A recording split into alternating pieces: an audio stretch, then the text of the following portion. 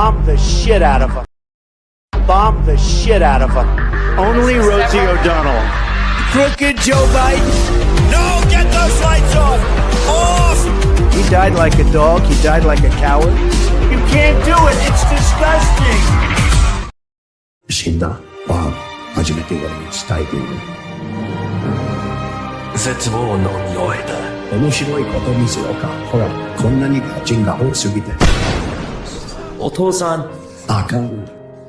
ドナルド君はまだ死ぬ時じゃないでしょ。アメリカ万歳ファイト。絶対負けないよ。ランドスライドまで出ろ。だってまだサンキュー言ってないでしょ。一回も言ってください。おい、仲良くしてね。この世界季節いけるかな。昔グレートだった大きにまたグレートになるかも。あのさ、有名人なら誰かのマンコ掴んでいいさ。そう見張らせるで。What's going on, everyone? Welcome into another exciting episode of CobraCast 199. I am your host, Jeremy Prime, Mage IDOT of Unit 199. Happy to see all of you here so you can join me in being completely embarrassed by the USA soccer team. And yes, it's soccer. And this is why it's soccer.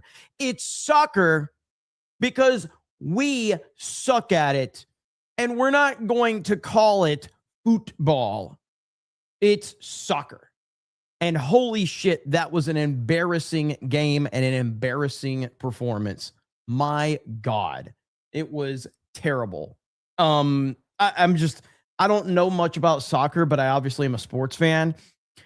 And they just look completely not prepared for the moment at all. They had no idea. The goalie, what the hell is the goalie doing? He had that awesome save early on in the game. But the thing that I noticed, not even being a soccer fan, but the thing I noticed is that they had like 2 shot on goals in the first like 5 minutes. They had 2 shots. Now, I know our goalie had like a great save, but I'm like, they already have 2 fucking shots in like the first couple of minutes. This is not a good sign at all. And Belgium basically controlled the entire game. The only goal that we scored was a penalty shot. It was terrible. It was absolutely terrible. So anyway, I don't even know what to say. I mean, I was hoping we was going to celebrate. There was going to be a lot to talk about, but man, oh man, I guess not. I guess that we're not going to do that. Now, with that said, and I'm not here to bring any bad news to anyone, okay? So I don't want to bring any bad news, and I don't want anyone to panic because we don't have panicans here, okay? We do not.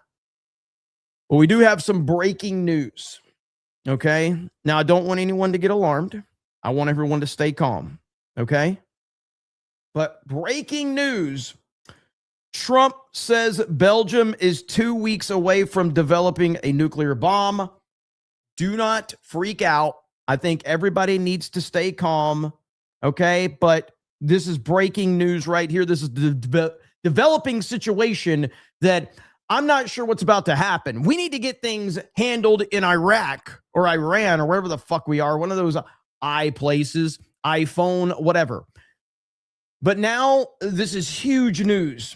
Trump says Belgium is 2 weeks away from a nuke. This is bad. This is very, very bad. Now, listen, I don't believe in coincidences, so I'm not going to sit there and tell you that, like, oh, this must be satire. We don't joke about national security here, okay? We don't joke about that. We don't joke about serious things here. This is a very, very prestigious news show. I don't know if you're new here, but this is a highly respectable news show, okay? We don't joke about things. We don't talk about memes. We don't get into stuff like that around here, ladies and gentlemen. How else do you think the G&G crew rolled up into the State Department? Okay? Because this is a very serious show. We take the news serious. We don't joke. We don't meme.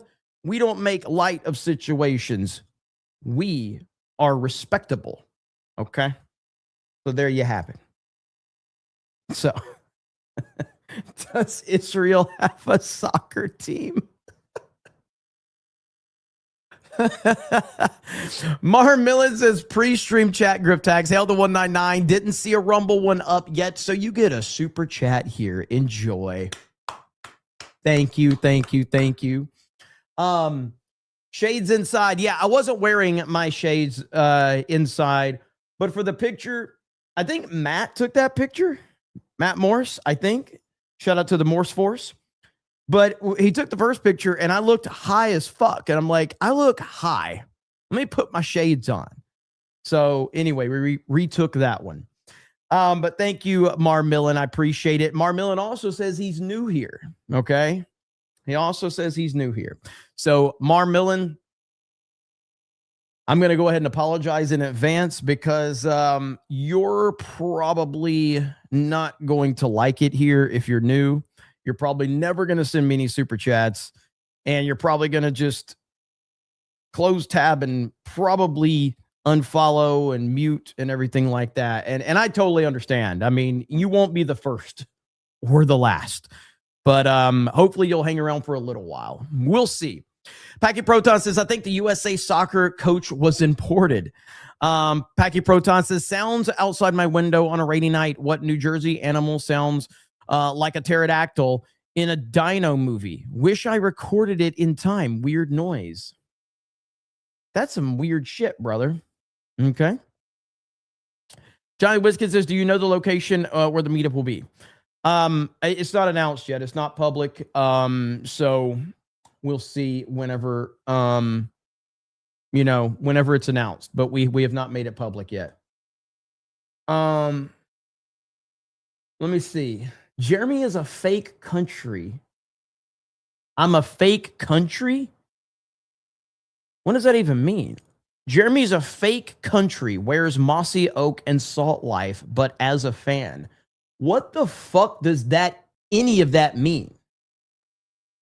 Maybe you said Jeremy's a fake country boy who wears mossy oak and salt life, but I say that as a fan? Is that what you meant? The fuck does that mean?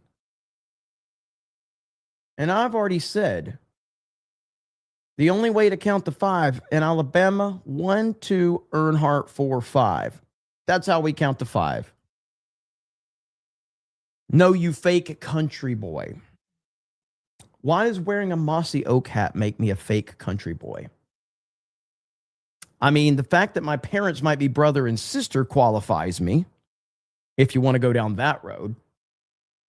The fact that whenever we had family reunions, that was an opportunity to go get a date. The fact that we drove around until we hit something and to find dinner. Hey, what are we having for dinner tonight, Mom? I don't know. Let's get in the car and drive until we hit something. Okay, Mom. That's pretty much how it is in Alabama. Let's drive around till we hit something. That's what's for dinner. Yes, ma'am. Lord Botha says, to put the World Cup loss into NFL terms, the U.S. had the talent level of the L.A. Chargers, and we were facing the Buffalo Bills of soccer in a wild card. Okay. That makes sense then. That actually does make sense. So I'm okay with that now. Daniel Moore says, Mitch is dead. Mitch who? McConnell? Is he dead? Is that confirmed? NPC Hero says, you guys remind me of the Anchorman crew. Hey, that's a compliment. Eddie says, Belgium needs freedom. Solo Felix says, Colombia and Argentina, only non-Muslim countries left. Looks like I'm cheering for Colombia and Argentina. Isn't Argentina where Messi plays? And is it true that Ronaldo is retiring? Is that like or was that a gimmick?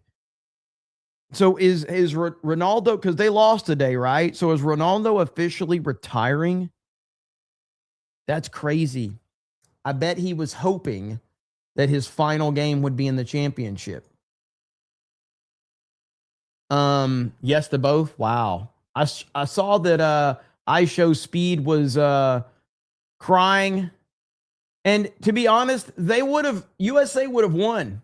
All they had to do is this right here.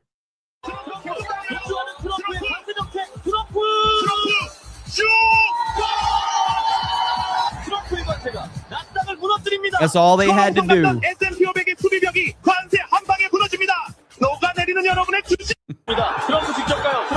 That's all they had to do was bring the Don in, and it would have been game over. That's it. Let's see. Net Steeler says a pro from that Park Place called. He wants his suit back. You know what's funny is when I showed up with my suit on, Tommy here, he said, man, that's actually a nice suit for, because I got my suit from like Dillard's or some shit. And he's like, that's actually a nice suit from Dillard's. And I'm like, fuck you. And I'm like, he goes, what do you mean? I'm like, fuck you, dude. You gotta talk shit. He goes, no, dude, I'm being for real. Like, I'm so conditioned to just being insulted by everyone around me. So when they actually were complimenting my suit, I was getting like, fuck you guys, man. And then even Ryan is like, no, that's actually a nice suit. I'm actually surprised you got that from Dillard's. But yeah, I was all defensive about it. So Daniel Moore says, I'm also very new. What are the Cobras? Daniel Moore, brand new here. Won't last long. What happened to the tie? I literally just took the tie off after the event ended, and it's in my jacket pocket. So that's all. So same with Jay. Jay had a tie on. I had a tie on. My tie is right here. Hang on. Right there. There's my tie. So I had a USA flag tie on right there. So there you have it. Look at Jay. Jay looks like he's holding a fart right there. Jay 100% looks like he's got a fart. He's like, hurry up. I got a fart. Hurry up. I got a fart.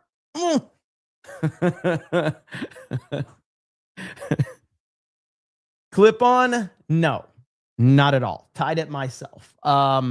Because I used to have to wear ties every day for work.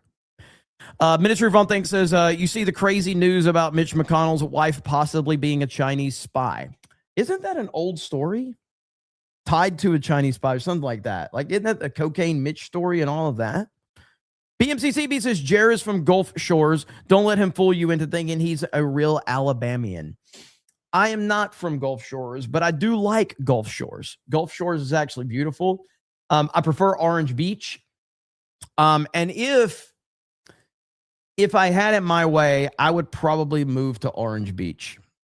That's actually where I would like to live more than any place in Florida.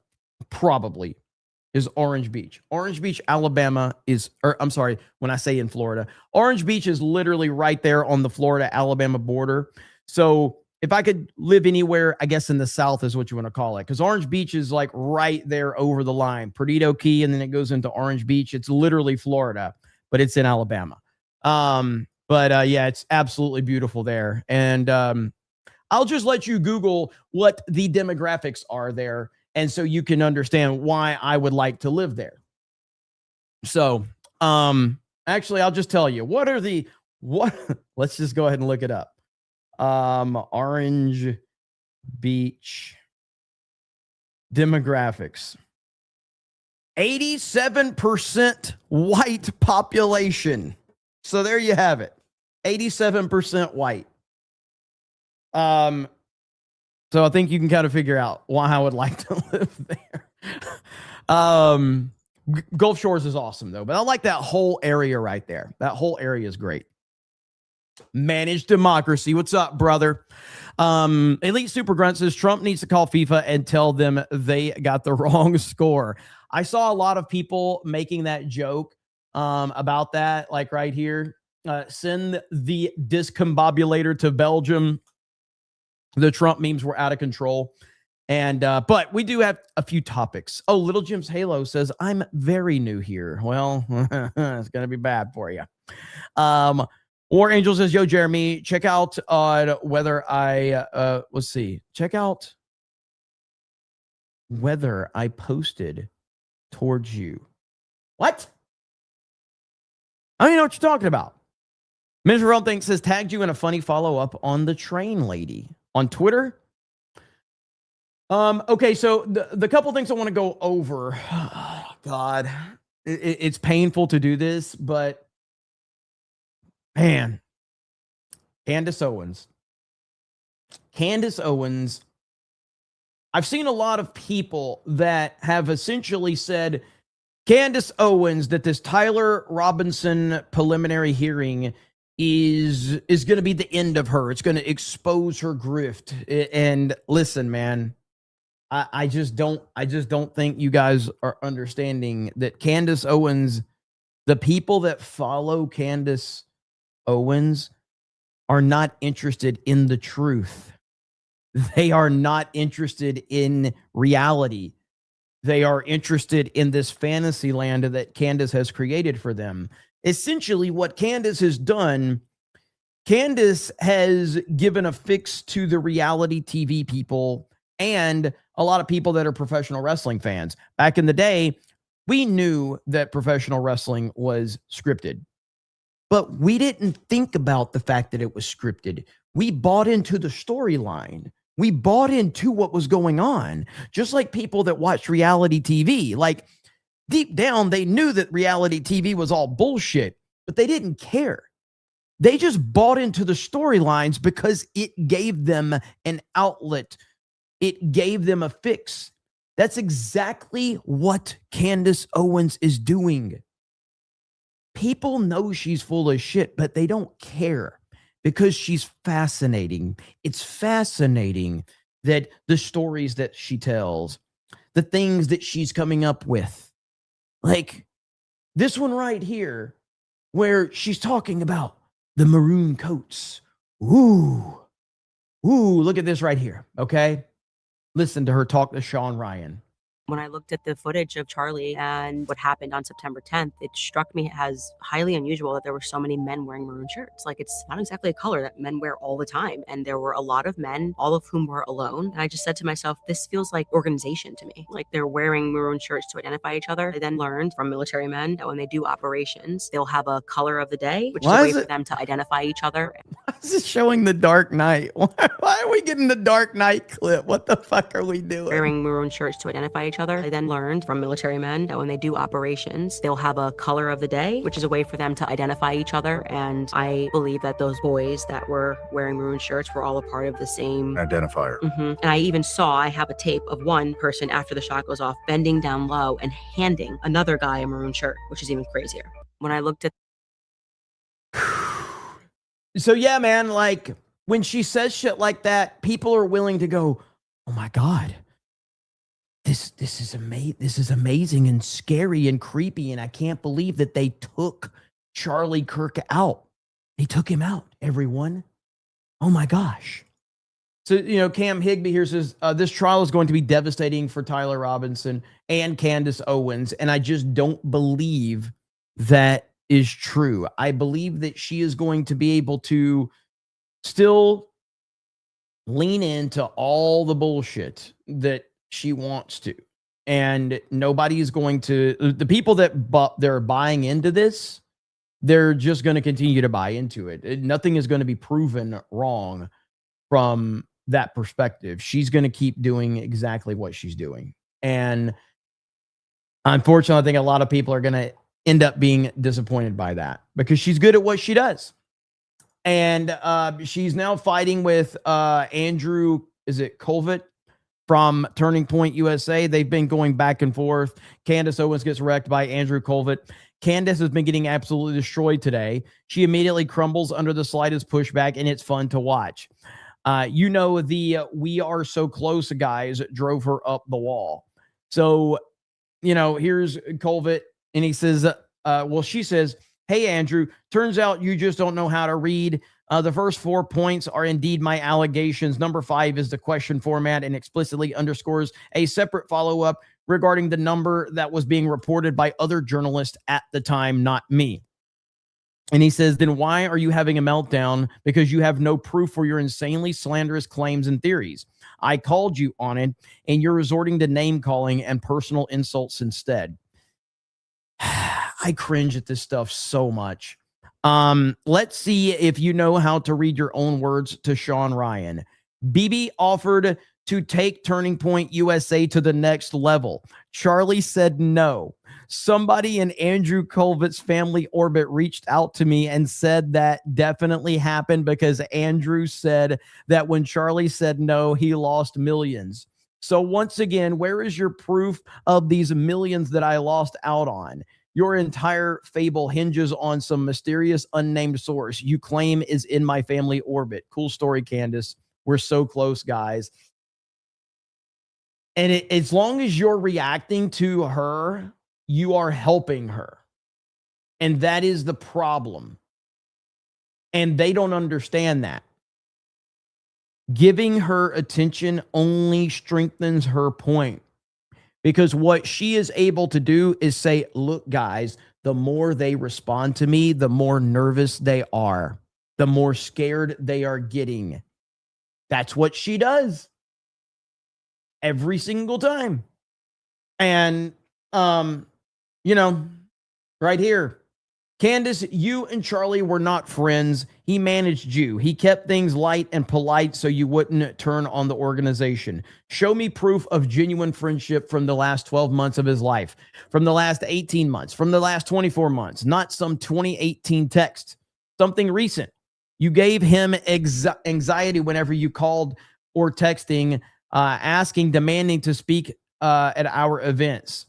He made me or Justin deal with you and George. This is why you tried to hire me in 2024 for PR, and I agreed to go along with it against my better judgment because Charlie asked me to keep you close and protect the org from you. The publicist I tried to hire to run Point prayed about it and felt the Lord told her a firm no, and so I ultimately declined. Listen, man, I agree with what he's saying. The problem is, if you were going to respond to Candace, you should have done it out of the gate. But they let that build up. And once you let it build up as much as they did, once you start responding, the optics of it just comes off as you're getting nervous. You're getting too nervous now because she's being too effective. And that's how this is going to play out every time. So the point was to never respond to her. But when you respond to her several months later after you've just let her cook, yeah, man, this is the result. She is winning. She is winning because she's playing a game against herself. And as long as she is raking in the millions and getting millions of views, she's winning. And if you're responding to her constantly, she's distracting you from doing the job that you are intending to do. So the more you interact with her, the more time that you interact with her, you're giving her more content and you're taking focus away from the job that you are intending to do. And she is going to monetize it every step of the way. And that's what's going on. Now, the only option would be to, I don't know what type of lawsuit they can have that they can go against her on. But, it is what it is. Marmilla says she's a leftist. The right played identity politics, and look what it got them. Candace freaking Owens. The rare time you can blame a Jew about something is Ben and the Daily Wire for giving us her. Well, to be fair, I don't know if I would even blame Ben and the Daily Wire. If you want to know the truth, I don't know who the first is. Is Charlie Kirk the first person that gave her any platform? Or was it Prager? Was it PragerU? It might be, it's either Charlie Kirk or PragerU that gave her a platform. And then of course, Charlie was heavily involved in her career in the early stages. And I'm not blaming him for it. I'm not saying that it clearly, if you look at it, it seems like Charlie Kirk did not like her, but he dealt with her. She was kind of like a necessary evil. So that's kind of how it seems like it's played the whole time. We got Rankin on Rumble for $20, and he says Candace Owens is a crazy bitch. Yes, she is. Yes, she is. Jeremy doesn't want to be playing for Beardo. Chris for 45.47. Sorry for my drunk super chats on the 4th. I don't even know what the fuck I was trying to say, but thanks for humoring me. Love this channel. Brother, you sent me two $250 super chats. Why the fuck are you apologizing? Can you please send me more of those anytime, or as long as you can afford it? All right, as long as you can afford it. But you dropped two $250 super chats. No apologies ever. Okay, ever. And thank you for the 45.47 as well, sir. Greatly appreciate it. But that was the 4th stream was crazy. That was a wild night, and I really appreciate it. You guys are awesome. But thank you, Chris, and the 45.47 as always. Marvin Millen says you got my dumbass to drop a 250 as well. He's responding to Chris, by the way. Well, actually, it was JMNZZ for 50 who dropped it. Okay, that's who started it. Then John freaking Murdoch came in, and then trying to remember. Was it Chris, then Marmillan, then Chris again? Am I missing somebody on the 250? I know Oracle of Doom dropped 100. Didn't anybody else drop a 250? Hog Dog says, who asked? But yeah, it was a wild night. So, but I appreciate you guys. As always, you know that. Thank you, Chris. No apologies necessary, sir. None at all. War Angel says, stupid autocorrect. What? I posted it towards you. I still don't know what that means, brother. I still have no idea. Sorry about the autocorrect, though. Back to Candace, or as, what's his name? Andrew Tate says, Candace. Now, right here, we do have a recap, okay? We do have a recap of the Candace Owens, Sean Ryan interview. Here's the recap right here. I just knew that at a certain point we were being told lies. Yeah, we were being told lies. And I remember it was like the day after Charlie was killed. I was grieving. I was grieving. I was so sad. And I remember being told in the days after Charlie's death that Erica like went to get groceries. Are you serious? She went to get groceries. Like that is Sean Ryan in. Are you serious? Are you serious? God, that is fucking amazing. And I remember being told in the days after Charlie's death that Erica like went to get groceries. Are you serious? She went to get groceries like right away. Holy shit. I can't think about food when I'm grieving. Something doesn't add up.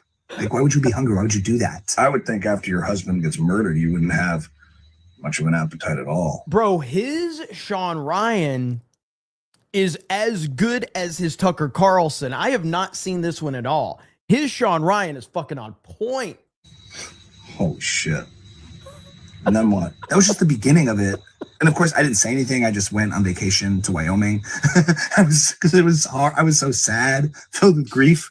And one of the things I remember that Erica said that just stuck with me was that she kept talking about and discussing how she wanted to have Charlie's babies. Like she wanted to have another one of Charlie's babies, even after he had passed away.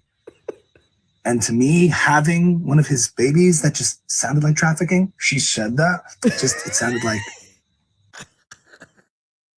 Dude, are you noticing the emotional manipulation that these people do? So when Sean Ryan says, she said that, he's basically getting his audience to go, oh my God, she said that. Oh my God. I can't believe she said she wanted to have another child with her husband who was murdered. Oh my God. It sounded like trafficking to me. And I just said, why would you say it like that? Why would you say that you wanted to have someone's baby? You wouldn't want to have somebody's baby unless you wanted to possess the child. Holy shit. It felt like trafficking to me. So that was the first red flag. And I said, something doesn't feel right. Doesn't feel right. Holy shit. And then the other thing that happened was, as I was watching the tape, watching the surveillance footage, they're saying Charlie got shot in the neck. And I'm like, why is no one doing the Heimlich maneuver? I mean, if there's something in your throat, if you think something's in your throat, you're obviously choking. Why is someone not doing the Heimlich maneuver? Why is someone not holding him and trying to get the bullet out? I mean, he got shot in the neck, so. And you would think afterwards, the moment after he got shot, if he in fact got shot, adding nothing to the conversation. Well, he got shot in the neck. Holy shit! You would think. Bullet that was in his throat, that he was obviously choking, and you would obviously try and do the Heimlich maneuver. I mean, I'm not saying it's not the same as choking. They didn't do that. And so I was very suspicious. You're making a point. Unless, of course, there was no bullet. Unless, of course, there was nothing in his neck. I don't even know what to make of it anymore. And, of course, if you look and dig deeper into the Heimlich maneuver, you find out that it was invented by a man named Henry Judah Heimlich. He's a Jewish person. Are you serious? Yep. Holy. Oh, God. This guy is really fucking good. He picks up on these little bitty things that a lot of people don't pick up on.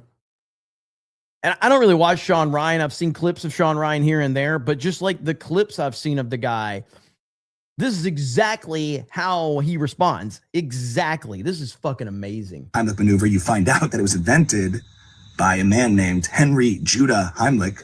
He's a Jewish person. Are you serious? Yep. Holy shit. Henry Judah Heimlich, you can look it up. He was a Jewish man who invented this maneuver, this technique that they chose not to employ on someone who was clearly choking on a bullet. Holy shit. And then, of course, fast forward a few days later. Who's Sean Ryan against us, Jess? He's the guy that he's the guy that we were watching when we did the Tim Tebow reaction, where he was initially talking about the map with all of the sex offenders on it in the United States. And if you remember, that's pretty much what Sean Ryan's reaction was to Tim Tebow. He's like, are you serious? Are you serious? At Charlie's funeral. You mean the funeral? Yeah, his funeral. They apparently, Erica peeled away. But you weren't there at the funeral. Right. Or Charlie's wedding or any of the funerals. Why not? Because all of the events that they had, the Turning Point events and the wedding and the funeral, it took place in the afternoon. So they scheduled it intentionally during George's nap. Are you serious? Dead serious, yeah. They scheduled the funeral during George's nap time? Mm-hmm. Holy shit. Scheduled during George's nap time. So obviously I couldn't go. You weren't invited to the wedding or any of the memorial services. And a funeral is a memorial service. Why wouldn't you go to that? Well, it doesn't actually mean memorial service at all. It's not? No, it means cattle. Really? Mm-hmm. Oh. Ooh. Isn't that what they call us? Like goy, they say means nation, but it actually means cattle or something? It's both, actually. Right. They claim it means nation, but if you scramble the letters in the word nation and you add an S to it, what do you get? What do you get? Angus. Angus beef. Why do you think Jews don't eat pork? They only eat cattle. That's their main source of protein. That's their main source of beef. So when they say goy, and that also means cattle, in addition to funeral meaning cattle, goy means cattle. And when they say cattle. Like, I know we're laughing about this shit because it's obviously hilarious and this guy is so on point, but it's really sad that this is the truth of how these people operate. It's crazy. Sean Ryan is a huge personality. His Candace Owens interview is 4 hours long and it got 3 or 4 million views. Well, they're implying that they're eating us. Wow. Holy shit. Ben Shapiro, I remember so many times the Daily Wire, Ben Shapiro kept asking, like, what are you doing for lunch? And I'm like, what do you mean by that? What are you trying to say? Ben Shapiro was trying to eat me. This is literally blowing my mind right now. Like, my mind doesn't work right now. Look, the way I see it, I just think anyone who's exploiting somebody's death, someone's murder, someone who's brutally assassinated like that in public, like anyone who's exploiting that for clicks, grow their audience, for clout. Yeah. I just want to see people like that get absolutely destroyed. You know? Totally, absolutely, totally. You know, just eviscerated. Anyone who's exploiting somebody's death like that and making shit up all the time and exploiting their death, their brutal murder just for clicks and audience, to grow their audience, you know, like those people who do that. Holy shit. That was great. That was great. That was the first time I've seen that one. But for those who don't know, remember this Tim Tebow interview. This is with Sean Ryan. I'm not going to play the whole thing. Yes, that. Every red dot on that. So first of all, that is a DOJ law enforcement map. It's called the red dot map. And this is over the last 30. And I don't want to laugh at this video because this to me is one of the most horrific videos that we've reacted to online because of what Tim Tebow was saying right there. But it's just for a frame of reference, so people know who Sean Ryan is, if you didn't know. And that is that guy, that comedian guy has him 100% on point with his reactions to him. Logan becomes a new member and drops 5 gifted memberships. Thank you. Appreciate that, Logan. Hail to you. GB Baylor says, did you see PBD Crew talking about Sneeko today? I didn't. I'm a little out of the loop on a lot of the stuff that happened today because obviously I did the stream today, but then I was watching the World Cup today. I actually went out to City Walk to watch it because last night at City Walk was it Mexico and England, and there were so many people out there. It was an awesome atmosphere. So I wanted to go out there tonight for the USA game, but the problem was it was raining. So it didn't have the same atmosphere, and I actually had to watch it from inside the NBC Sports Grill. But man, like if it wouldn't have been raining, the atmosphere would have been so on point, man. It would have been awesome. Okay, next up, ladies and gentlemen. Okay, what is this right here? Candace Owens, never mind, we got this. Candace Owens cultists are already all over the internet spreading lies about Tyler Robinson's preliminary hearing. They claim that Erica and Charlie's parents weren't sitting together supporting one another. The reality, Erica is sitting beside Charlie's parents and has been seen leaning on Charlie's mother's shoulder. Cameras even caught them leaving the same row as seats together. Candace Crew continues to prove that they're untrustworthy propagandists. Yeah, I mean, that was a thing today that I saw a lot of people putting that information out there. But the worst thing of this is what Charlie Kirk's family is going through. I don't even like Erica Kirk. I've said this 1,000 times. I'll say it 1,001 times. I'm not even a fan of Erica Kirk. I don't care about her. I don't think she's probably the person that should be leading Turning Point USA. Now, I have some pretty in-depth qualifiers about that. So, and I guess just so everybody knows where I stand.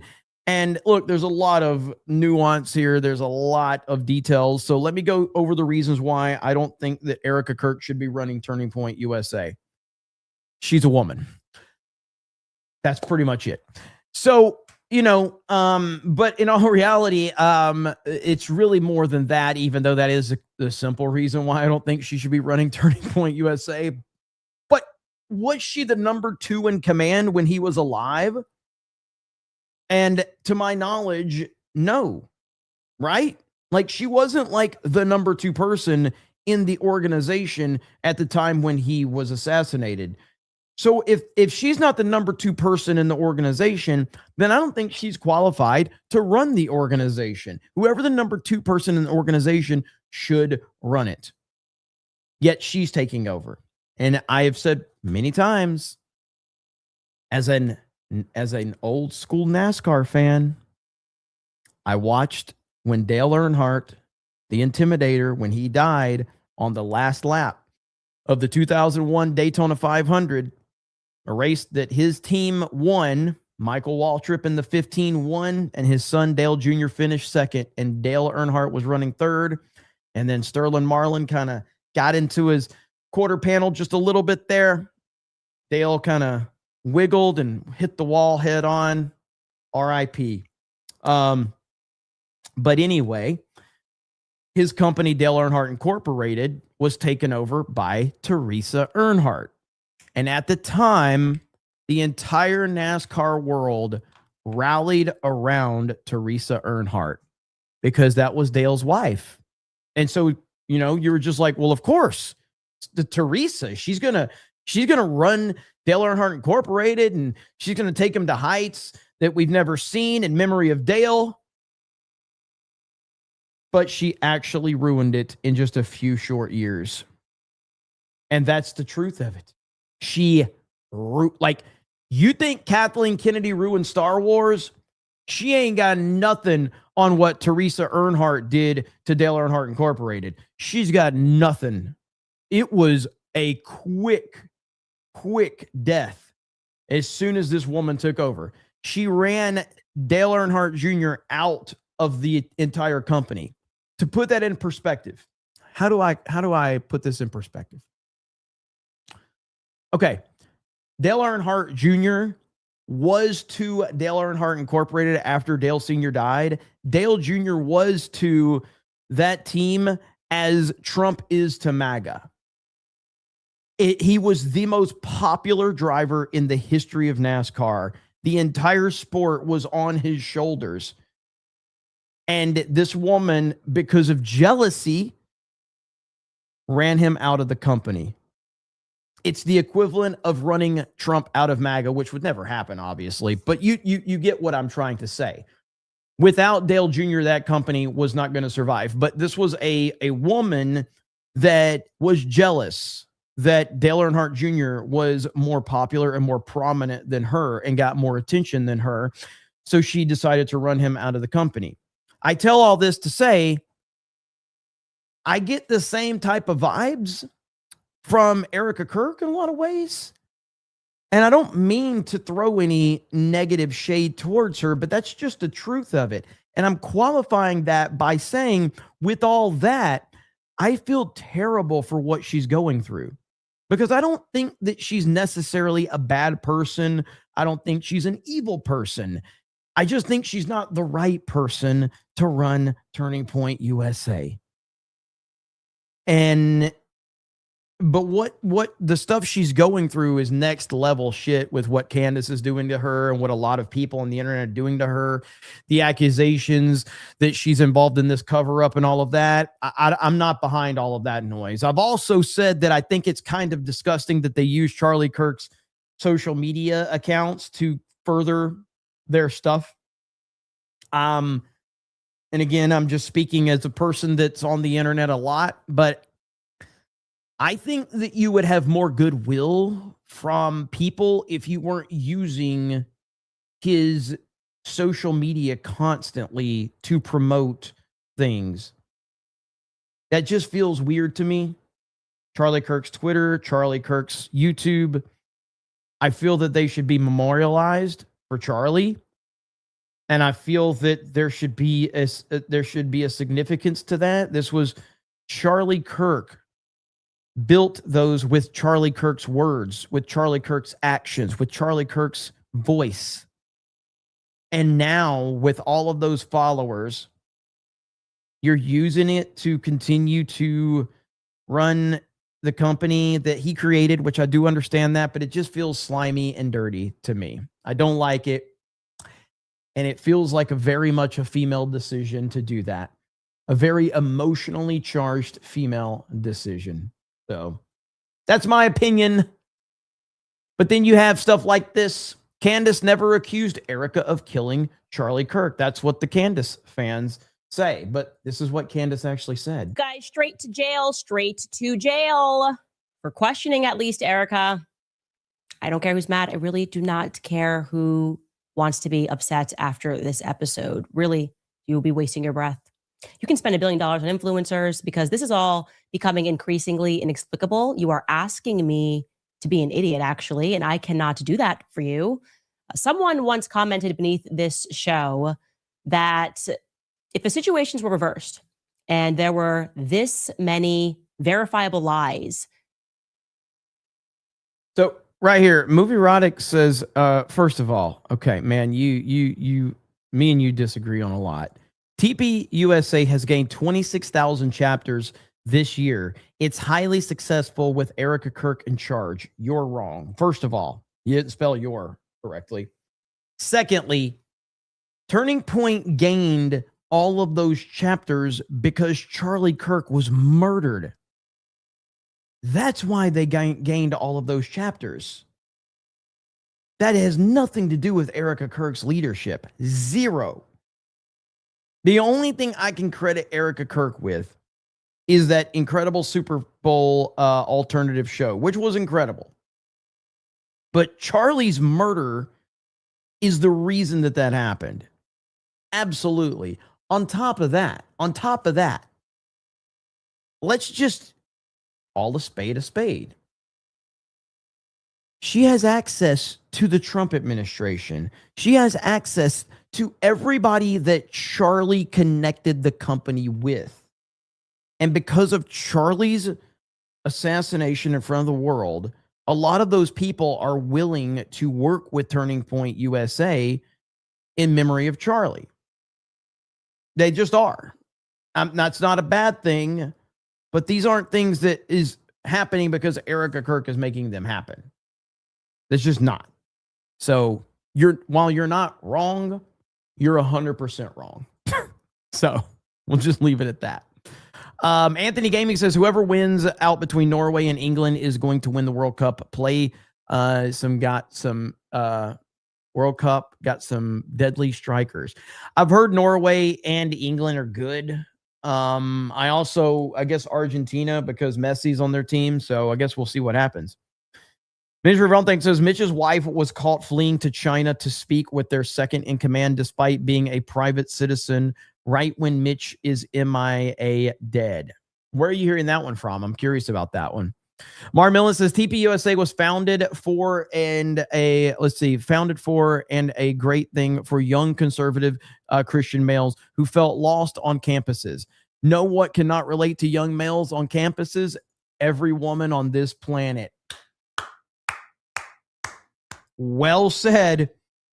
Like Turning Point USA is 100% for young conservative males, and having a woman run it is not going to help at all. Period. That's never going to help.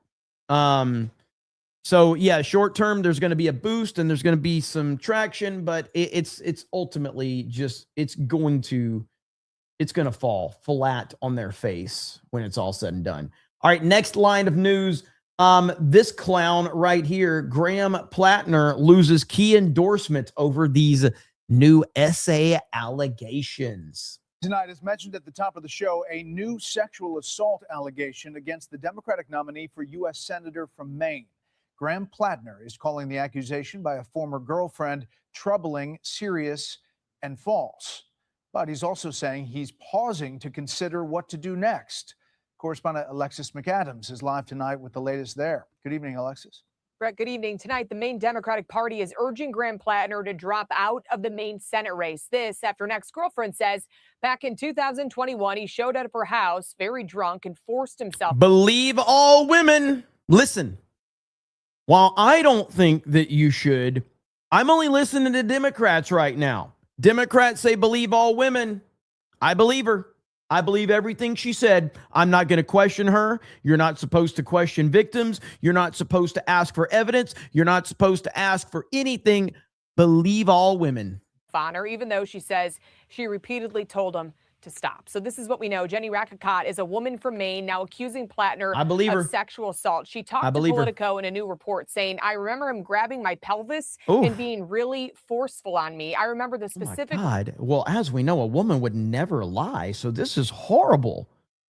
This is horrible. A woman would never, ever, ever lie. Moment where I thought to myself, like, this is no longer my choice at this point. Ooh. I've been telling him these words, like, don't, she recalled. And Rakakot also told Politico she tried to separate herself from Plattner by telling him she could not be in that room anymore, after which she says he just followed her to the bedroom and had sex with her against her will. Plattner denies the allegation and says he is weighing his options. Any accusation of non-consensual behavior is categorically false. What about believe all women, Democrats? Regardless of the inaccuracy of the reporting, but mindful of the political reality it will inflict, we are taking the time to reflect on the best path forward for the state that I love. But it's important to point out this is not the first controversy for Plattner's campaign. He had a Nazi symbol on his chest. That was a tattoo he later removed. Then the allegations of physical abuse, and he was sexting with other women while he was married. But despite all that, Democrats stood by his side until tonight. Democratic California Congressman Ro Khanna, who campaigned with Plattner for a while, among those telling him to drop out. Ro Khanna? Ro Khanna? The Massey friend?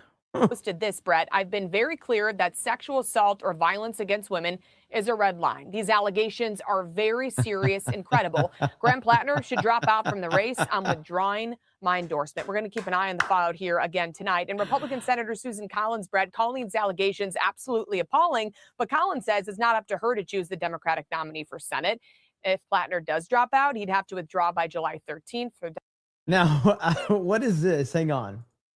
MTG deletes her original post excusing allegations that Graham Plattner raped someone to then make it about Israel? What? Hang on.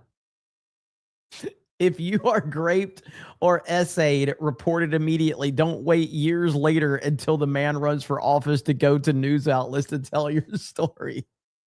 And if you had consensual sex with him years ago, don't turn it into grape for politics and conflicting stories. And then, boom, it's all about Israel. So she deletes it to make it about Israel. Dude, this is fucking crazy, man. Like, there's just so much nonsense on social media that it's getting worse. Social media and social media influencers are getting worse. It's not getting better. Reality is becoming it's non-existent on social media anymore. It's fucking crazy, man. And it's going to keep getting worse because the algorithm is the algorithm. The algorithm is going to tell you what you want to hear. It's going to give you the results that you want, and that's just going to encourage to get more of those things. The anti-Israel shit is fucking crazy on social media, and it pays very well. Let's not forget also Elizabeth Warren talking about Graham Plattner. My kind of man. Look at there. That's my kind of man.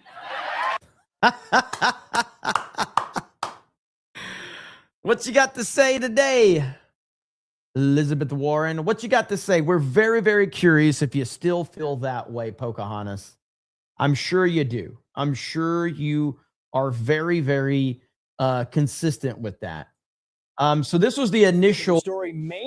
This was the initial breaking news story about it. News coming into the story. Maine Democratic Senate candidate Graham Plattner responding to a bombshell new Politico report detailing serious allegations of sexual assault. Politico reporting, quoting now, a woman who dated Plattner says he forced her to have sex with him nearly 5 years ago, despite her repeated objections, an allegation Plattner denies. The woman, again, I believe her.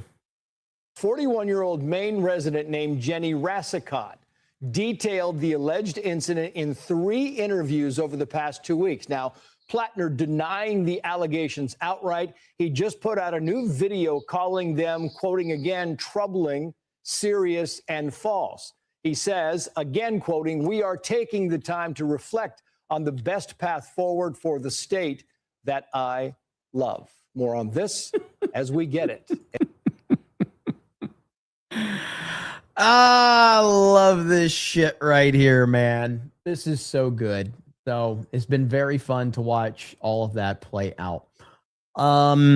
We've got Pizzas 33 says, remember when the 2020 QAnon people thought they were smarter than everyone? I'm pretty sure it's them following Candace now. Honestly, that is not a bad take.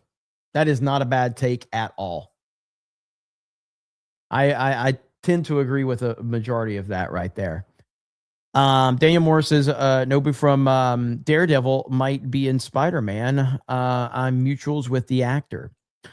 We'll see. I mean, I've been, when it comes to Spider-Man, when it comes to the Odyssey, when it comes to Doomsday, I am staying away from, all of the spoilers or the whatever that's out there because, like I know the whole Doomsday script about, I guess, is out there, but I'm actually looking forward to watching Doomsday, so I don't want to know all the details of it, but I've seen a lot of people going over it and reading it. So we'll see what happens. Yeah, I'm, the internet's going to have all that information out there.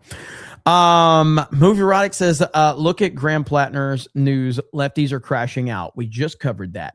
Jason Becker for 10 says Jeremy is getting 69,000 subscribers for with that Frozen Candace Owens O-Face Office Space reference. Office Space is goated.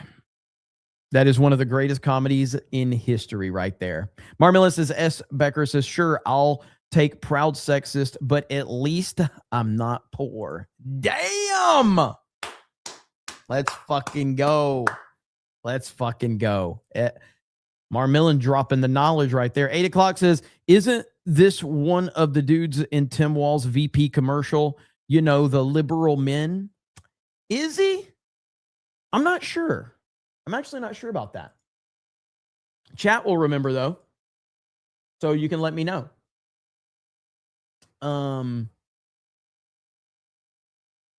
Now, you guys said something about, I guess, PVD had Sneeko on or talked about this. I don't really know what's going on with Sneeko, so I'm not really sure what the deal is. So you'll have to fill me in. John Fetterman directly calls Bernie Sanders to apologize for communists like Graham Plattner. I would really call on Bernie Sanders to apologize for pushing this kind of predator more than anyone. Dude, Fetterman needs to just go ahead and go to the Republican Party. But your party was willing, your party leaders, not you, was willing to look past all these other allegations against him, from the other woman who said he grabbed her to the tattoo, the Nazi tattoo, to all the other Reddit posts that had been dug up. So they were willing to overlook all of that because he was their star. Yeah, I mean, I refuse to overlook that, but honestly, I would really call Bernie Sanders to apologize for pushing this kind of predator more than anyone. He helped him elect, and now apologize to the victims, especially the woman that she claimed that he raped her. So I don't know why you want to keep pushing these kinds of people. Maybe he should consider set a few out and stop pushing these kind of communists and people. And now people, like P. Hustle, now he has been credibly accused of rape. And that's fairly recent, too. That was only less than 5 years ago. Well, he said that allegations are untrue, but that he's basically reviewing his options. He's obviously going to drop out, correct? Well, he was already a dead man walking politically. So regardless, now when the entire Democratic Party in Maine has called him to leave, and now also, as far as I know, whether it's Schumer, Gillibrand, and other leadership in the DS and other people have all called him, had to go. He's a dead man walking. I don't know why he's trying to pretend that he's not done too. Even those Pod Save America people that pushed that dirtbag, and they dismissed those things in the New York Times article. Maybe they ought to apologize to the women that clearly they didn't believe or they dismissed that. I know Democrats that have, back to back endorsed and got all in on Swalwell, and we're on the Plattner train as well too. So maybe stop, getting on bed with absolute dirtbags, someone like Plattner.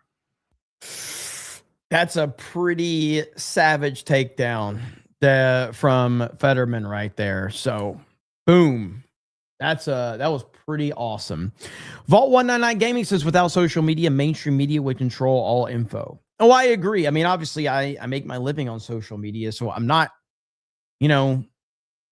social media is a double-edged sword, but it's a necessary evil, because the other alternative is for the mainstream to control everything. But as social media becomes more and more prominent, I truly feel that people are becoming more separated and decentralized, which again is not necessarily a bad thing. But I like to, when I'm talking to people, I like to just tell people, like, there's two ways I like to approach things. Give my opinion, but also give the wider perspective on what the consensus may be. Regardless if I agree with it or disagree with it, I think it's important to have a consensus understanding of how people perceive things and how things are looked at. So, like, for instance, like I told you with like Angry Joe, and he even said it again today, Angry Joe, his entire idea of right-wing politics or Trump supporters is me. That's the only thing he knows, is that I'm a Trump supporter, and he thinks that I'm like this lunatic that just runs around every day with like MAGA flags all over my truck and where, which that sounds pretty awesome. I should probably do that. But the point being is that he has such a weird worldview of what a Trump supporter is, because he's not willing to do any research at all. He just kind of by just coincidence ended up following me because I responded to him on social media. And so I have, I am an asshole with like how I go about things. But so when I realized that that his worldview of Trump supporters was just me, with all of my interactions with him, I just go like 1,000% pro MAGA. And I lean into it so much. And I tell him, like, Trump is perfect. Trump is never made a mistake. He's the most perfect human being that's ever lived. He's the greatest, human being that we've ever had in our lifetimes. And he makes zero mistakes. And just to fuck with his head, because he's like, what do you mean? He makes mistakes all the time. No, he doesn't. He literally doesn't. He literally does not make a mistake, Joe. As a matter of fact, I forgot. I responded to him earlier. Right here. Let me go to my replies. I did that. There's Jay. Look at there. That is a picture of Drunk 3PO, by the way. Okay. That is a picture of Drunk 3PO. I don't know if you guys are aware of this, but that's a real picture. I said this is accurate, can confirm. So Jay's been working out. So shout out to Jay. He's been working out a lot, and good on him. Good on him. But I forgot. I forgot that I responded with that. I forgot.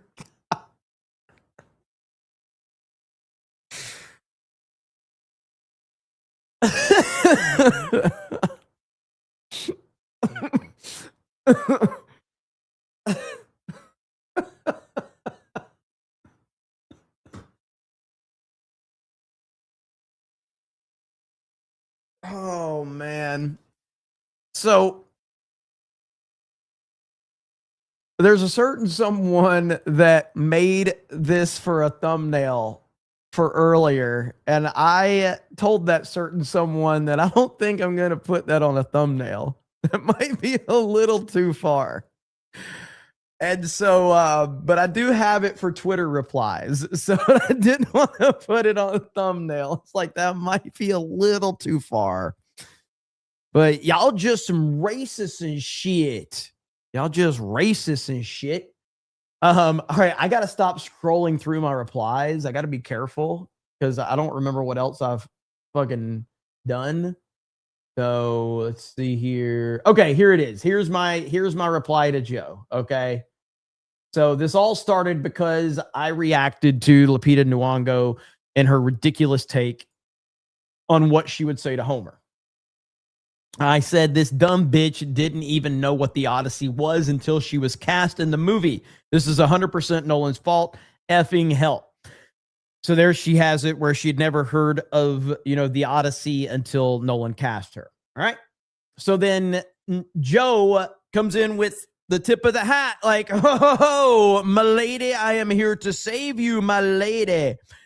I can't believe you're talking bad about a woman on social media. So Joe was like, can you explain how she's dumb again? And I just responded with this because there's nothing else to respond with. He's just there with the fedora and he's like, I'm going to save you, my lady. I'm going to save you from this criticism on the internet, my lady. And so then Joe says, oh, I see. Thank you. Lupita is a pretty good actress. She's just going to read the lines that she's given in the film. I'm going to guess she said something in an interview that pissed y'all off again. Again, what are you talking about? Like, you literally, it's right here, Joe. It's right here. So then I just responded. Joe said after defending Supergirl's disaster, I'll fucking do it again. And then he said, you are my pulse on right-leaning commentary on media. It's why I follow you for your for our Trump meme war days. It's important to not be in an echo chamber. You may not be aware. I predicted Supergirl would fail before you did for different reasons than Millie's interview. That's not defending a film. Stop pretending, Jeremy. I was just wondering why you were so upset with Lupita. I can't follow her every interview as y'all do. Now I know. And so I said, my politics. This is my politics right here. Trump healing people. He's healing the sick. He's blessing our country. He's raising people out of their deathbed. This is the power of Donald Trump. That's my politics right there. And I'm sure that upset him. I don't know if he responded to this one. He did not. So, but that's my politics. And going back to like this whole like echo chamber thing, like, again, this is somebody that's projecting. Okay.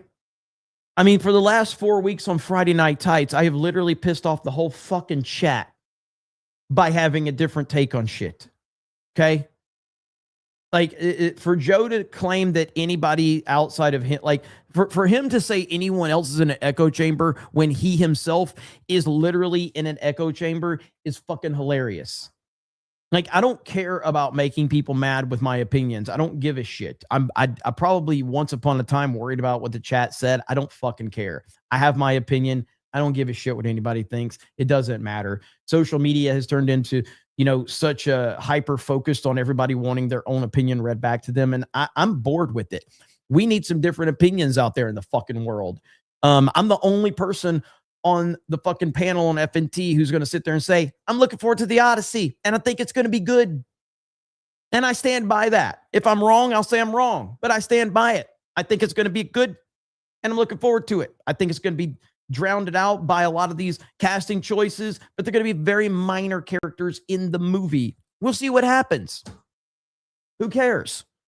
But Joe is not allowed to say anything that his chat doesn't like. He's scared to death to say anything that his chat doesn't like because he doesn't want anyone being mean to him. He doesn't want anyone to tell him he's wrong. He's scared to death to do that shit. And that's the difference between me and Joe. Is Joe is scared of his chat. Moist Critical is scared of his chat. A lot of these big streamers are scared to death of their fucking chat. The one person that isn't scared is Asmongold. And that's why I love Asmongold, because he doesn't give a shit. He will get roasted by his chat and he does not care. And I love the fact that he's willing to do that. And more streamers need to get comfortable with the fact that have your own opinion and let your chat fucking roast you. Okay? Because welcome to the fucking internet. Because that's what we need more of, man. And I'm glad Asmon is the top guy on the fucking internet right now, because he is setting a tone that more people need. And Joe doesn't have the ability to do that. Joe just wants everybody to agree with him, and his left-wing audience, he's going to kiss up to them.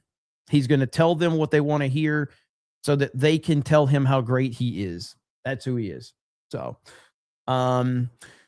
anyway, there's Angry Joe, another nonsensical take from him.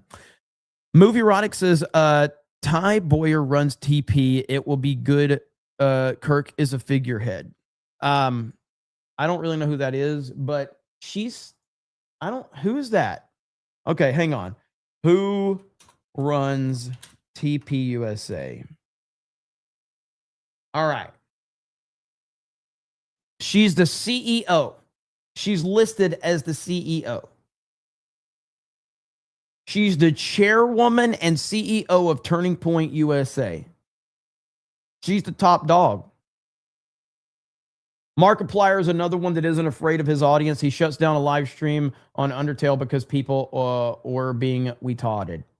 I don't watch Markiplier, but I've never really heard anybody say anything bad about Markiplier. But now that's just a Google search, so I can go to AI mode and let me see what AI mode says. Erica Kirk serves as chairwoman and CEO of Turning Point USA. She was unanimously appointed by the organization's board of directors in September 25, succeeded her late husband and co-founder, Charlie Kirk, following his assassination. She is the chief executive officer and chairwoman. She oversees the organization's day-to-day operations, national campus chapters, media empire, and political strategy. Yeah, but it literally, Movie Erotic, it literally just says that she runs the day-to-day. It literally says this right here. Look. She oversees the organization's day-to-day operations, national campus chapters, media empire, and political strategy. Now, again, AI is not always correct, but, that's what's publicly listed right there with AI. So, and I haven't heard anything different. I mean, we could ask Grok. Let me ask Grok really quick. Let's go to Super Grok.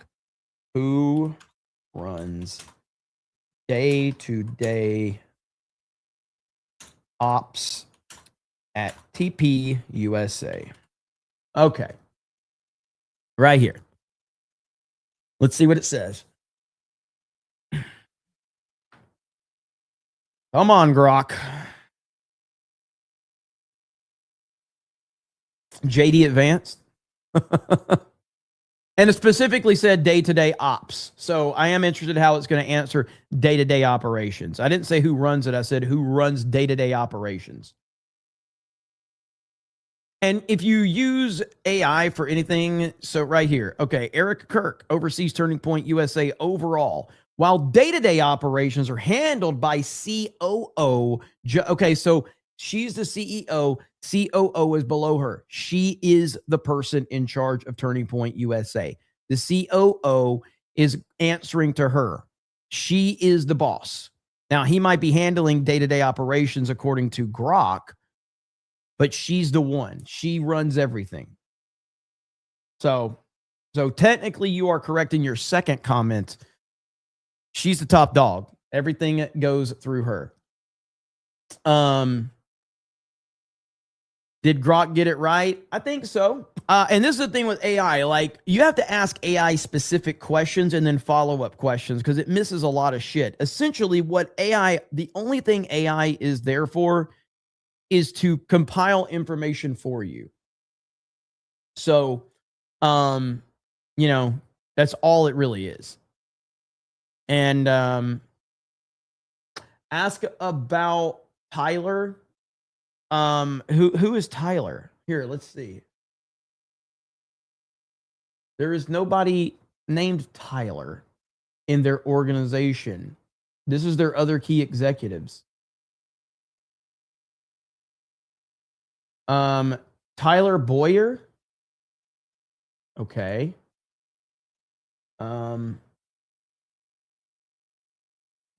What?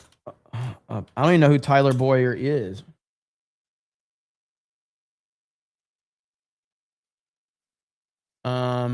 Not Tyler Robinson.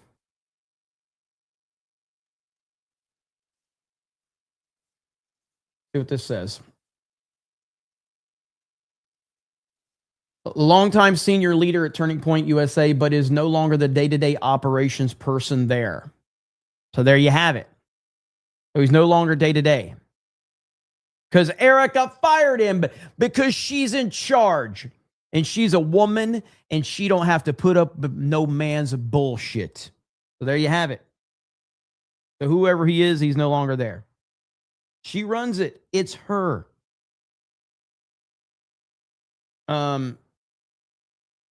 They meant the shooter effing dumbass. No, he didn't. Movie Roddick literally sent me a super chat right here. He's not talking about the shooter. Rodimus Supreme. This is what he said. This goes back to what he originally said. See that? Everybody getting mad and you don't even know what the fuck you're talking about. BMCCB says, getting a little uppity there, Jer. Take it down a notch, YouTuber. Sorry about that. Can I do anything differently? Did I lower my voice? Tone it down a little bit? Just working with you, okay? Andrew Colvett runs it too, according to Grok. Yeah, so again, what we're finding out is that when a woman is in leadership, we can't get any clear answers. Go figure. Go figure. Now that a woman is running Turning Point USA, we can't get any clear answers as to who's running Turning Point USA. Well, isn't that a shocker? Man. So take a chill pill. ASMR means ya gay. Yeah, I don't know why people, I don't know how people listen to ASMR streams. That's really strange. What is this right here? Oh, okay. Candace is getting closer and closer, though. Getting close to something, keep going. And we are definitively getting closer to what took place on that day. And we are getting closer. I think we're close. We are definitively getting closer. We're getting close. We're getting low. Very close. We're inching ever closer. We are now, I believe, extremely close to solving this thing. As I get inch closer and closer to discovering the truth, I've got a feeling about that. We're close. We're getting closer to something, and that something is pretty big. I just sense that we're getting close. I sense that we are getting very close, and we are getting closer. We're getting very close to something. We're getting closer because we are getting close. We are definitely getting closer. Very close. We are very close. We are close. We are dangerously close to something. We are dead close to something. And I think every day we are inching closer. Who killed Charlie Kirk? You know, we're getting close. We're inching ever closer. We are inching closer, a little closer to solving the Charlie Kirk murder. And I'm getting very close. And we are getting very close. But I'm getting closer. I'm getting real close. My prayers are with you, Candace. You are close. Dude, I mean, it's just funny to me at this point. Like, I'm not even mad at Candace. I'm truly not. Because I see what is going on. She's making millions and millions and millions of dollars lying to people that are not interested in knowing the real truth. They are attached to this fake reality that they have built up in their minds. I'm not even mad at her. We are close, and we're getting closer to the truth. get closer. We are getting close. We are getting very close. Attacks from every possible angle they can think of shows how close you are, but we're getting close to the truth. And we know we're getting close to the truth. Now I'm getting closer. You're getting closer to truth. What are we getting close to? Yeah. That's my question. What are we getting close to? Candace, I feel you are so close to exposing it all. I think we are inching closer. Getting. Well, you know, I guess we'll see what happens with that. Now, we do have something pertaining to the foreign policy. Trump might want this in his back pocket with Iran, because I haven't heard a lot about Iran lately. The news on that has kind of gone dead. I know that Trump was asked about it at his press conference the other day, and he was a little vague on it about, you know, leadership change and all of that. And he basically says, no, I'd rather make a deal, but we haven't heard a lot about what's going on with Iran. So we're going to listen to this clip and try to see what they're talking about here. Sandra, breaking today, thousands, maybe hundreds of thousands of pro-regime supporters are flooding the streets of Tehran. They are chanting "Death to America," a familiar refrain. They're also calling now for the assassination of President Trump. This during funeral services for slain Supreme Leader Ali Khamenei. In just a few hours from now, President Trump departs for a key NATO summit in Turkey with all the allies. I think he just left. I think he just left for I didn't realize that they were calling for the assassination of President Trump. Holy shit. I mean, I know that they're constantly doing this, but are these like legitimate now? Like, are they getting concerned about these things? To really top the agenda there. Take a listen. I went in for one reason, very strongly. This is what I heard earlier. That Iran cannot have a nuclear weapon. I'm not looking for regime change, although this is regime change. The first regime is gone. The second regime is gone. And I think the third regime is more reasonable, but we'll find out. Let's bring in Dan Hoffman, former CIA station chief, also a Fox News contributor. Dan, that is a familiar refrain from the president, right? The part about maybe the folks in power now in Iran will prove to be more moderate than the predecessors. Do you see any evidence of that right now? Best not to ignore their threat. Absolutely. I mean, again, we're talking about a guy who's had, you know, 4 or 5 on the record assassinations. God knows how many he's actually had that we haven't even heard of. And I'm sure that there's plenty of those. I would feel like every day there's probably some legitimate threat that they have to deal with against President Trump's life. I don't know how the man goes anywhere. So yes, they absolutely should be taking that seriously. I don't see any evidence of that right now, and it appears that Iran's Revolutionary Guard Corps has been elevated over the clerics and the technocrats. And so whether we're looking at a hardline regime that became an even harder line regime or not, I think that's a question the president will be asking Director Ratcliffe at CIA during this pause. There's obviously nothing's going to happen until the funeral for Ayatollah Khamenei is over on 9 July. But the question is whether Iran might be interested in receiving those economic incentives, receiving frozen funds and lifting sanctions and continuing to be able to export oil at market prices, and then in return, enter into negotiations in good faith on their nuclear program. President Trump and the administration will be held accountable to deliver something better than the JCPOA, which had sunset clauses on Iran's nuclear program and never dealt with their ballistic missile program or support to proxy terrorists. So there's a lot at stake. But during this pause, I think the president will be able to use this opportunity to gather with his advisors and again, as you pointed out during the NATO meetings, huddle with our closest allies on the steps that we might take in the coming days and weeks. What do you think President Trump headed to this NATO meeting, right? He's going to have an audience of all the allies there. Trump truly never stops. The guy is 80 years old and he's an absolute machine. The dude is always working. He's always traveling. He's always at an event. It really is amazing. And he's headed to another meeting where he will be the absolute star. He will be the man in the arena. He will be the person that everybody is focused on. Non-stop, dude. It is really impressive. What do you think the primary thing is for him? What is his top agenda item here when it comes to these European allies? What does he want them to do next? Well, I think when it comes to Iran, they're probably asking President Trump what his plans are. We've received a lot of assistance from Europe, and there's a lot of military support that they gave us during the military strikes that we took on Iran.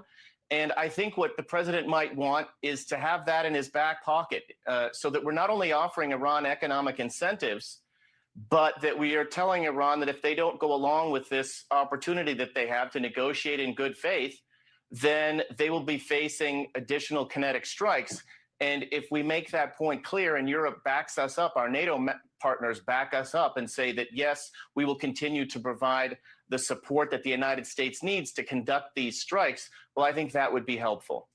What about? And the thing is, too, is when you talk about those threats that Trump's faced, like Trump took out their entire leadership, all of them. And these people are nuts. They think that they're on a religious war. Like these people are absolutely crazy. So I am always worried about retaliation for President Trump from them.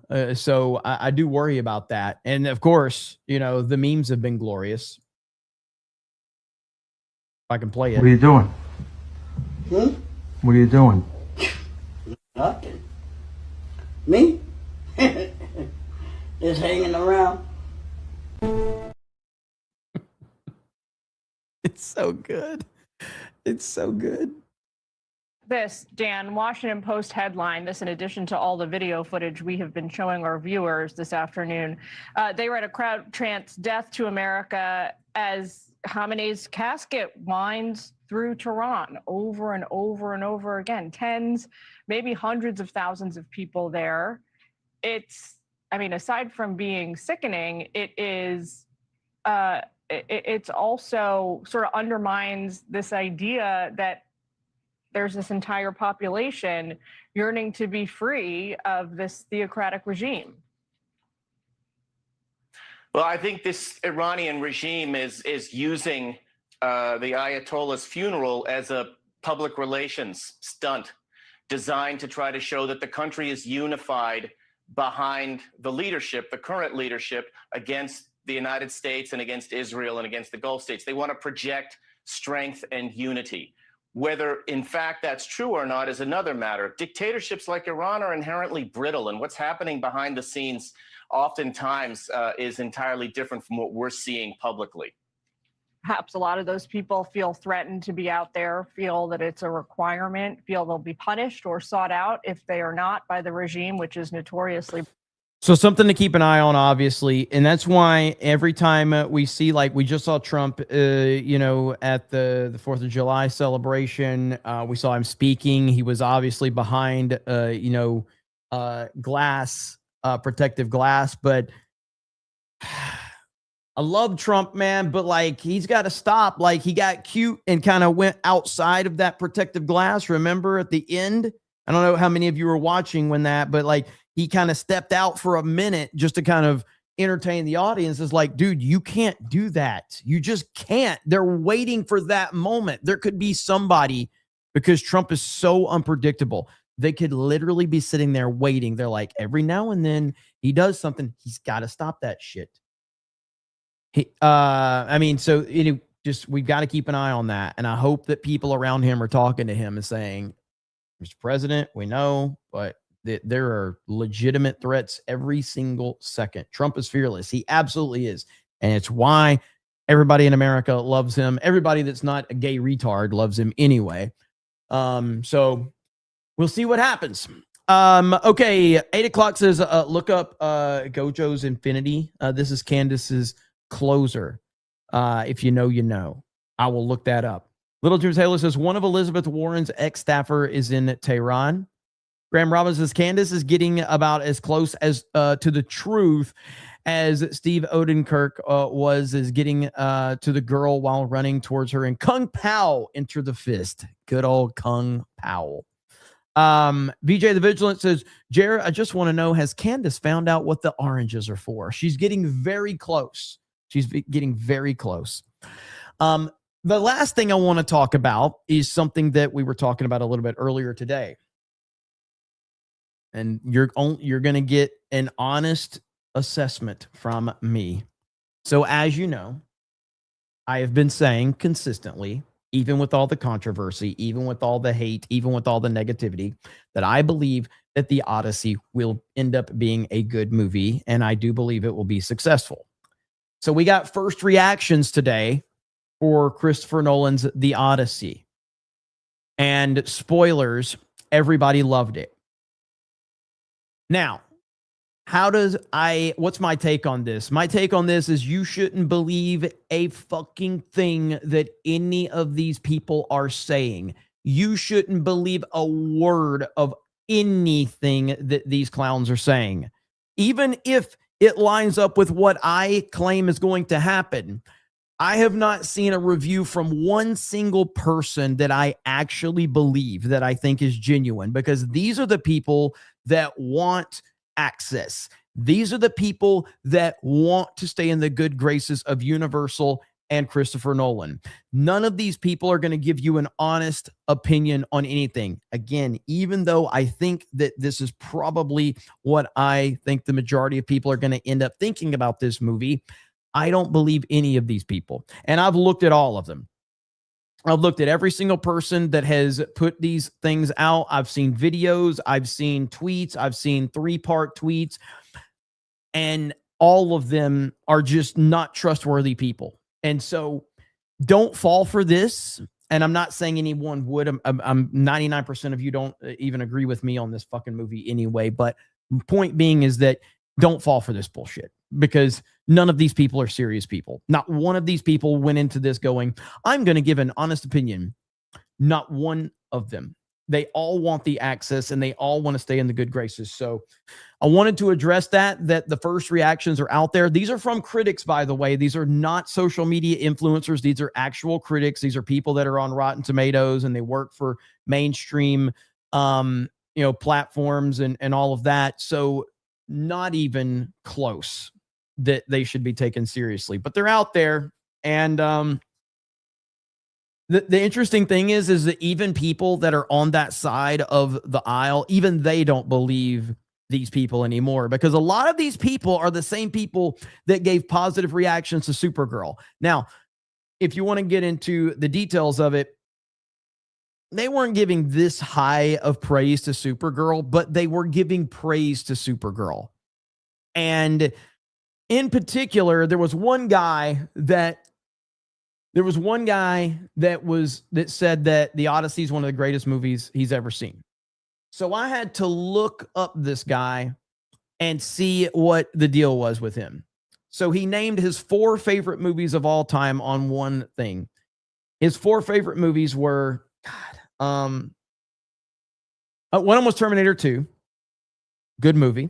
Obviously, one of the greatest movies ever. The other was Face Off with Nicolas Cage. Not a bad pick. Okay. The other was Interstellar. Obviously, I agree with that. And the other was, it's a Tony Scott movie with, God, what was it? It was a Tony Scott movie. Was it Christian Slater was in it? I can't fucking remember. Was there a Christian Slater, Tony Scott movie from back in the day? It wasn't True Romance, I don't think. Was it maybe? Was it True Romance? No, it wasn't Broken Arrow. I think it was True Romance. Okay, yes. So his 4 favorite movies were True Romance, Interstellar, Terminator 2, and Face Off. And he said that The Odyssey is one of the greatest movies he's ever seen. I'm like, damn, okay. Then I dug a little deeper. He also gave The Last Jedi a great review. Credibility shot. So I was like, yeah, that's who we're dealing with right there. So it was looking good. And then I saw he gave a positive review to The Last Jedi. I'm like, nope, credibility shot. It's over. So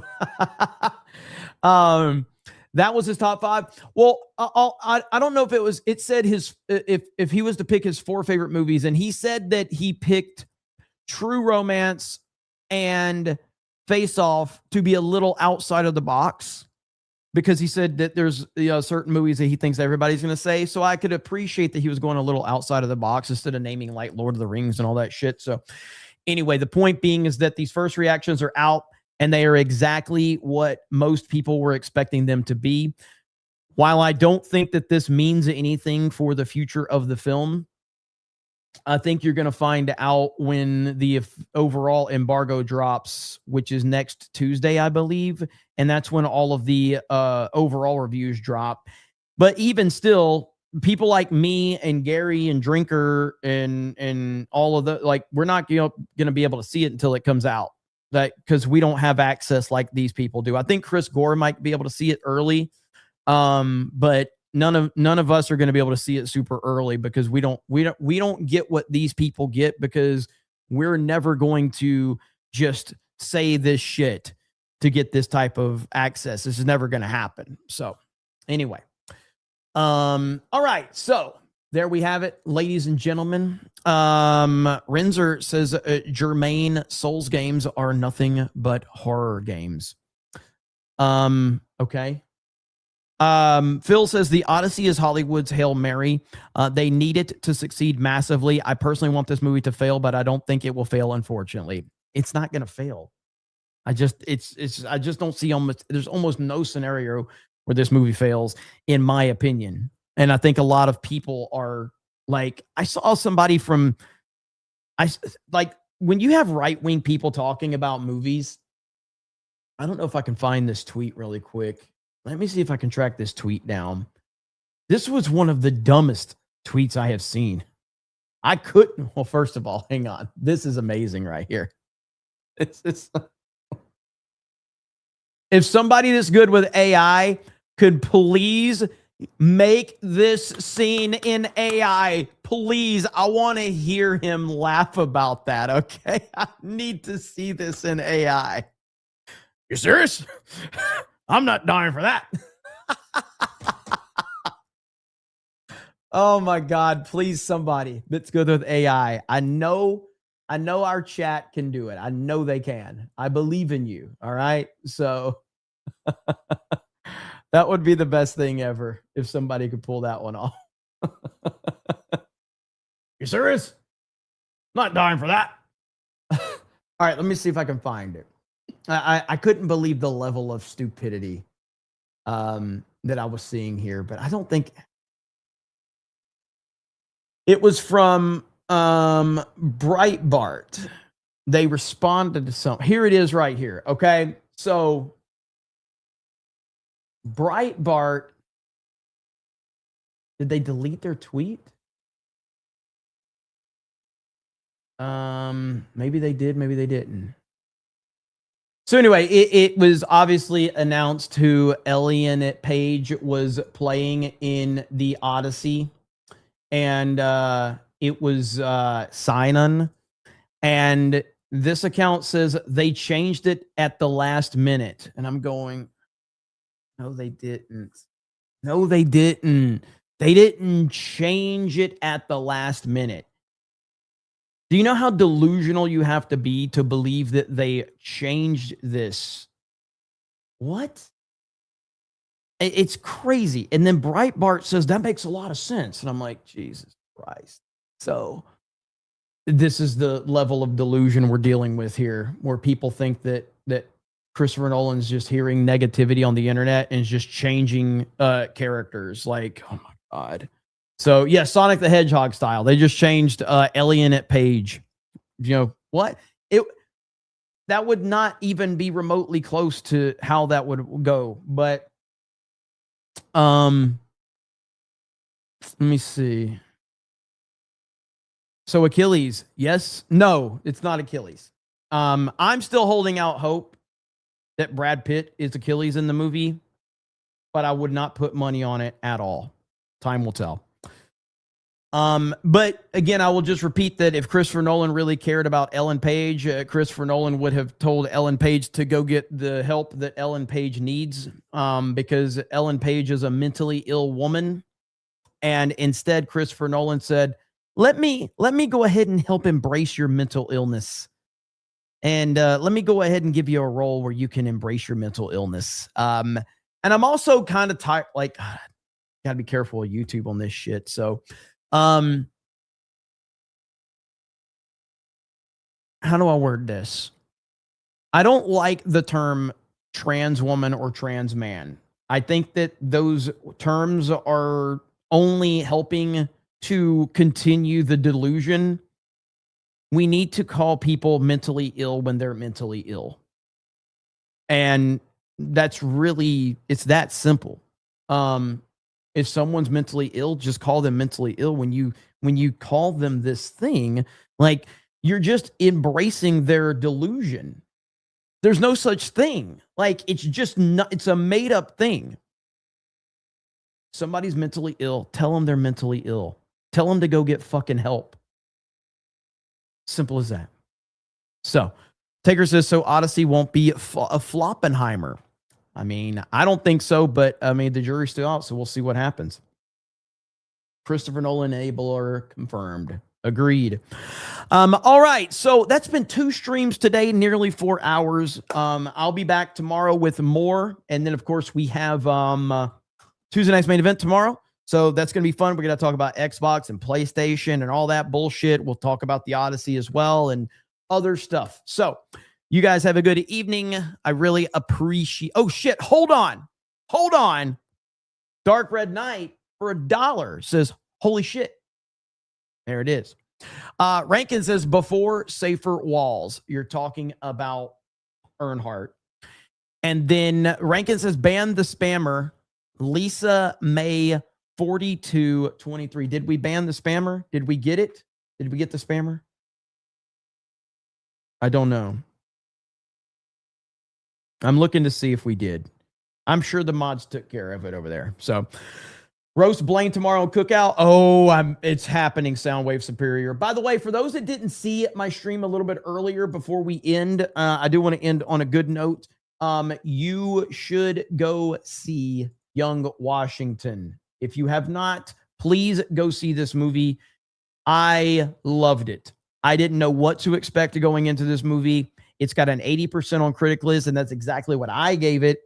And they have already greenlit a sequel, 1776. It is a very good movie.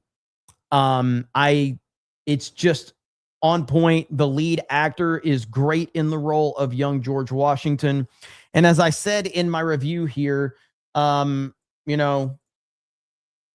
we go. The movie was fucking awesome. Really didn't know what to expect going into it and was completely invested from the moment it started until the moment it ended. Top-notch acting from William Franklin Miller. I won't go into many details, but I appreciate how it focused on the flaws of young George Washington and how failures are learning opportunities to become better. Great message. And that right there is rare because, like, this is a biopic. And so in biopics, it's the tendency is to give this kind of positive view of things. Like, a lot of people had a criticism of that for the Michael movie. I didn't. I thought the Michael movie was great. But with this, it's important to understand the failures and understand how you learn from those failures to overcome and learn. And I've often said in life, the way I look at life is that there's no such thing as a failure if you learn from it. The only failure is to not learn from the failure. If you learn from a failure, it's just a learning opportunity. I've said that for years and I stand by it. So when people say, like, do you regret mistakes? I regret not learning from mistakes, but I don't regret mistakes in my life. I regret the mistakes that I have not learned from.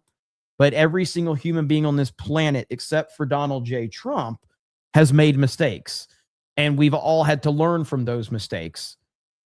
And, that's how you get better and how you become, a better leader, a better father, a better friend, whatever it is. And so that's a good message in this movie for sure. Sean Carter says, we need a young Trump. We do have a young Trump. What are you talking about? We need a young Trump. I just feel like a young man. I'm so young. I can't believe it. I'm the youngest person. I am a young, vibrant man. I look at Joe. I don't know about him. I don't know. Macho, macho man. Yeah, that was good timing right there, huh? But anyway, all right. Thank you guys so much. Really do appreciate it. I hope you have a good evening, and we will talk to you later. Bye, everyone.